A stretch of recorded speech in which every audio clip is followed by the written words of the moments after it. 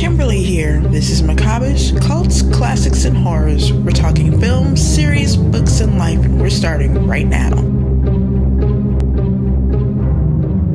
Hi, I'm Christina. Hello. Hi, nice to meet y'all. All right, let's start from the beginning. I met Mitch through this show, of course, and you connected us after the fact because he remembered that I was interested in filmmaking. Mm-hmm. And then, so in connecting with him, Christina and I were in the process of already trying to get films off the ground.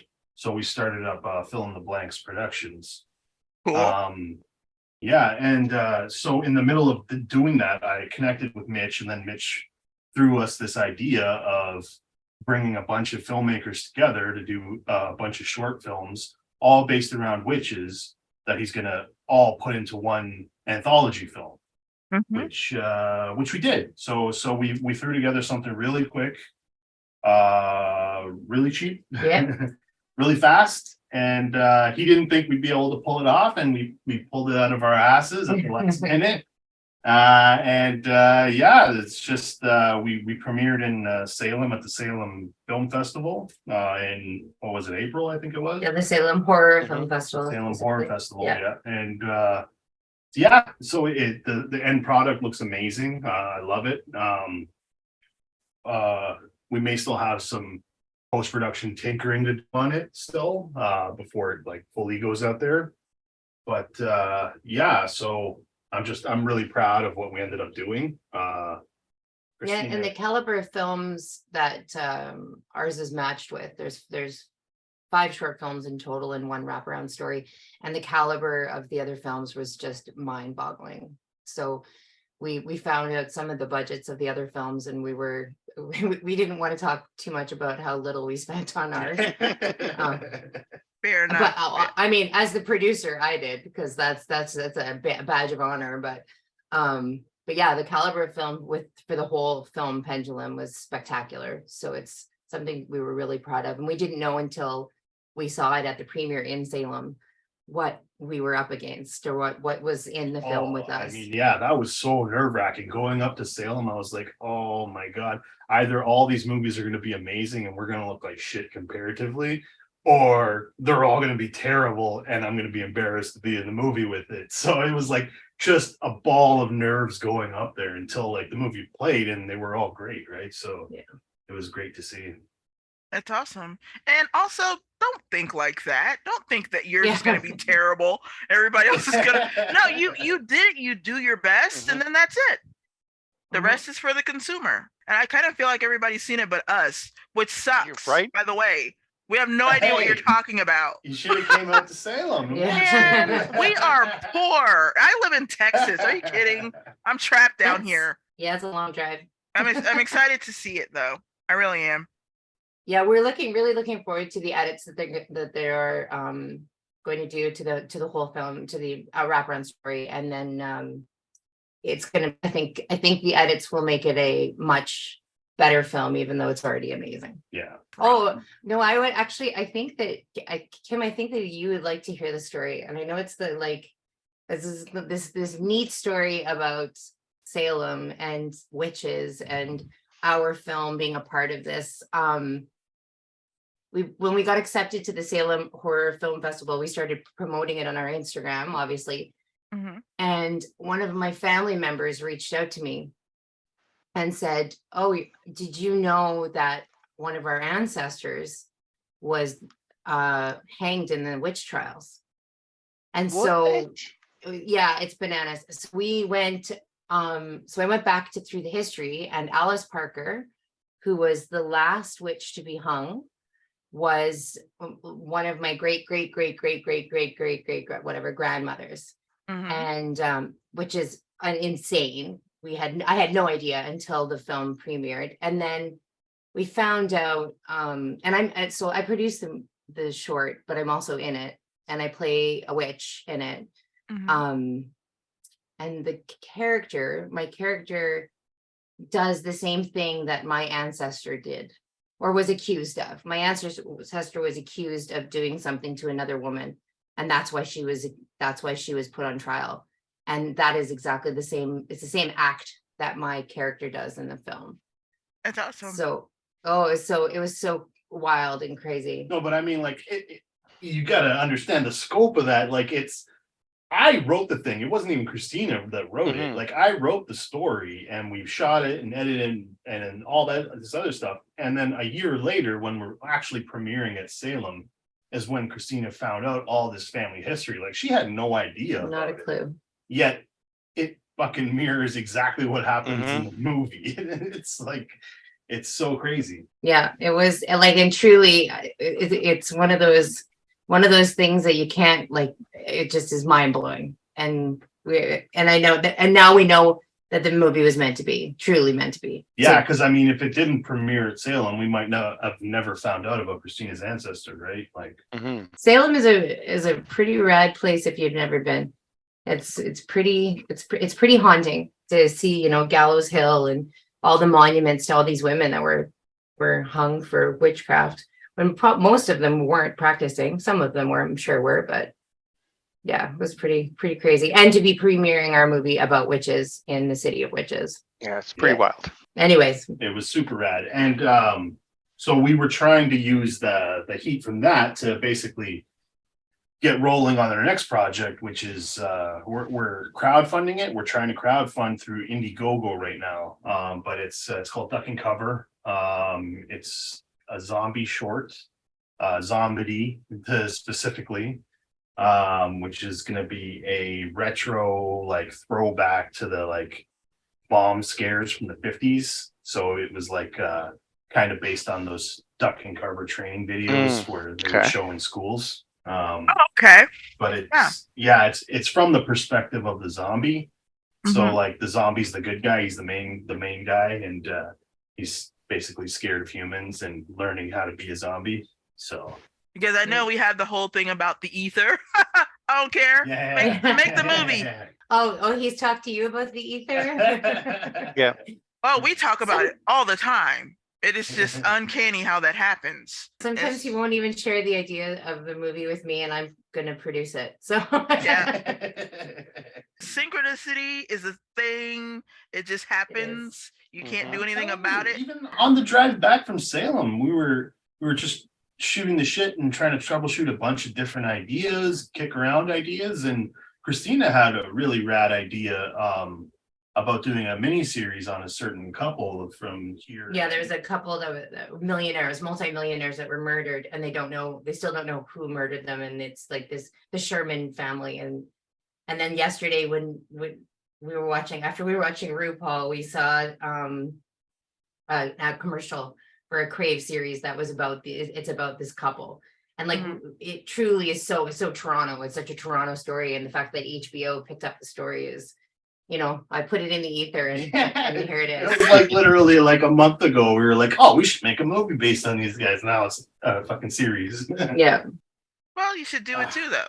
I mean, it would still be your point of view, which would still be different. Yeah, I mean, absolutely. There is still value in just doing an idea anyway, even though it's been done. It's just doing your spin on it. But I mean, that's what we did. Our very first film that we did was would you refer to it as? Like it was kind of a throwback to all those babysitter, fucking in peril movies from the 70s. Like the urban legend ones, the killers in the house kind of thing. Yeah. That one we put together in a hot minute. That one was, super quick. My daughter was in it. I played her older sister. We we shot it overnight in 2 nights. Was it 2 nights? Yeah, it was 2 nights. Yeah. But half maybe. Yeah. But it was like it was our first run we wanted to see. So we did a nod to the old films. Why haven't we seen this? I think it's not, isn't it on the website? There's maybe a trailer for it. I think I showed it to you guys. No, I'm pretty sure. Not me. I showed it to you because I was getting you to do the score. Remember? And you sent me a bunch of score pieces, which I used. Yeah. Okay. I didn't know what it was. Okay. Yeah. Oh, I never saw that. The only one that I've seen that you did is the one that was in Pendulum. That's the only one I've seen. Yeah. No. Yeah. No, have you checked on the children? Is like have you checked the children? Have you checked on? I don't remember what it's called. Children. Have you checked the children? Final. It was a first attempt. It was like our first. It was Carlos's first time out, so it was. Wow, that's a sure sign of how much you appreciate your fans, Carlos. I don't even get to see your work. Come on. Well, I'm surprised that it's not on the website. I thought it was. I won't remember because I ended up rejiggering it. Like I just re-edited it again just recently, so that's probably why I never get it up there. Yeah, I guess I should do that. Give the Why aren't fans you just what making they're me Blu-rays of asking it? for. Just make me Blu-rays of it. Blu-ray I don't watch of a digital. You 12-minute got to make short? me a physical copy. That's it. All right. You know what? I like that idea because I would like a copy of that in Blu-ray too. Yeah, just you know what? If you got a couple, just put like 2 or 3 of them on the same disc. It doesn't have to. I mean, don't send me a Blu-ray with a 5-minute short film on it. That'd be a waste of time. But if you got 2 or 3 of them, then throw them all together. Whatever you got, I'll take it all. Extras and duck and cover. That's a good idea. Yeah, there you go. That is I did buy in on the fancy schmancy Blu-ray version, so you better give me some good extras on that. We totally appreciate that, Chris. Thank you so much. Well, I kind of thought since it was kind of my idea that he should have one, I should maybe buy in on that one at least. Right? Because you're gonna hear about it if he opens it and there's just nothing in there. Chris, he goes for the perks. That'd be a dirty trick especially if I put it in and it said, "Oh, disc is blank." Oh boy, would I be angry. Hey, you have to call Indiegogo for that one. That'd be a dirtier trick than my horrible packaging job on Transfer 6. Or in just sending you Transfer 6, which apparently turned out to be a dirty trick too. Yeah, that was a bad one. Yeah. Do you have a poster for Duck and Cover? We don't. I mean, we have promo art that we have, but there's no official poster yet. Well, we haven't cast the lead yet. Once we cast the lead, we'll definitely. Yeah, we'll come up with a poster. Yeah. I know it's gonna be good. I'm so excited to see the covers. You don't even know. I'm so excited. How excited are you? So excited. No, seriously, we're always like, why are you not doing cover art for a living? I don't understand. Because he's like, I hate this cover. I'm gonna make a new cover, and it's so good. And it's like, dude, why do you work in a bottling company? What is happening? But that's how it goes, though. We're amazing at something, and then we're doing something stupid instead. Yeah. Because bills, Because rent. Yeah. It just keeps coming. How long have you been an actor for, Christina? So I was an actor since I was 17. So since like 1993 was my first speaking part. Oh, wow. And that's awesome. Yeah. And I was an actor for a really long time. And then I quit acting and went and got my MBA. Okay. And and so I'm more of a producer these days. I've produced my first film in 2006. And then when I met Carlos and Carlos was talking about making films, I was like, why aren't we making films then? Yeah, Carlos. You want to make movies and I know how to do that. So let's do that. So yeah. So I'm not really an actor anymore because bills. Yeah, I hear it. But yeah, I think I was an actor, but because of necessity in The Dilettante. Still did an amazing job. Thank you. Yeah. I just assumed you'd be in whatever he makes in the future, because why wouldn't you be? Well, I'm not sure like a family thing. I'm not sure with the Rob Zombie and what's her name? Sherry Moon. Sherry Moon. I'm not sure with that. I didn't get written into the Duck and Cover, I'll tell you that. Okay. Wow. I don't know that I'll get a cameo either, but who knows? They may need somebody. They may need. I'm pretty sure we're going to dress our entire crew up as zombies just to make sure we have enough coverage. It's awesome. If I lived in Canada, I would be a zombie. You would be an incredible. I would be a zombie. I was going to say the same thing. I'll be under enough makeup. Nobody will know it's me. I'll do it. Right. Can we just play dead bodies? Just, you know what? The full feature, I'm telling you, I'm coming up there. Watch and see. Unless there's a terrible fire, then I don't know. There is lots of terrible fires. And we have a lot of those going on right now. We're really sorry. Canada is sorry. We have them too. I'm just the weather's been horrible the last year or two. So, but I want to come up there because, Carlos is going to need some extra nagging to get that. Like we had to nag him to do the. I paused him on the feature. I'm actually the one who said we need one more short.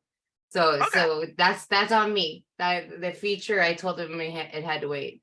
We needed one more short under our belt before we moved on. Yeah. Oh, I understand. When he was working on the short for Pendulum, for a while there, he said he wasn't going to do it, and we were like, okay, all right, Carlos. We gave him the business. He got guilted and did it at the last second, which is awesome. I'm very proud of you. It looked good. Thank you for that. We were rooting for him. And if you listen to our other episodes, which nobody does, it's cool though.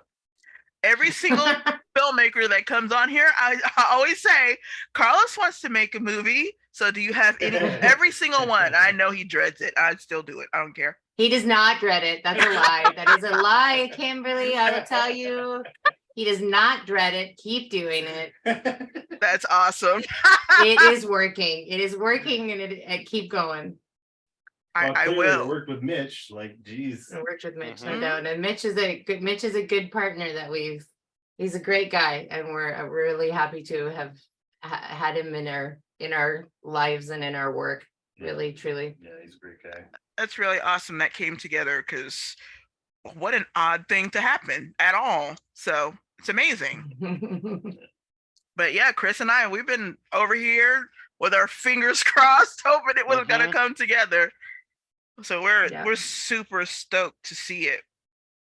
Well, like Christina said, we're working on this one duck and cover short, and then we're gonna try and figure out how to get a feature done and pull out all the stops for that one. But we're focusing mainly on duck and cover right now. That's the baby right now. We got to make a huge push now with the Indigo. Well, I was gonna say, when you guys were both talking about being zombies, one of my favorite perks is for the Indiegogo campaign is that you get to I think it's $1,000. I remember. Yeah, I think it's like that.